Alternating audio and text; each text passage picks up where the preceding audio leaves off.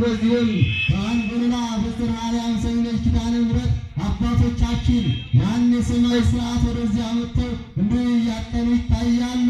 እንደ ክረምት ጉም ዕጣኑ ሲወጣ እናያለን። ዕጣኑ ምንድነው ካልከኝ አለ ሊቁ። ዕጣኑስ የጸሎት ማሳረጊያ ነው። በምድር ያሉ ጻድቃን የሚሰዉት መስዋዕት በዕጣኑ ሲያርግ እናያለን። ቅዱሳን የሚሰዉት መስዋዕት፣ ቅዱሳን የሚጸልዩት ጸሎት በዕጣኑ ሲያርግ እናያለን። የቅዱሳንን ጸሎት እግዚአብሔር ይቀበላል አለ። ምስጋና ለእግዚአብሔር ይሁን።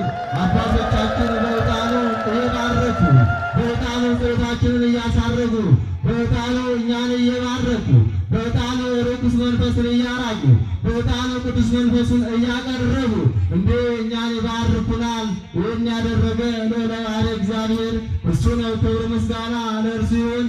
እልል ብላችሁ እግዚአብሔርን አመስግኑ።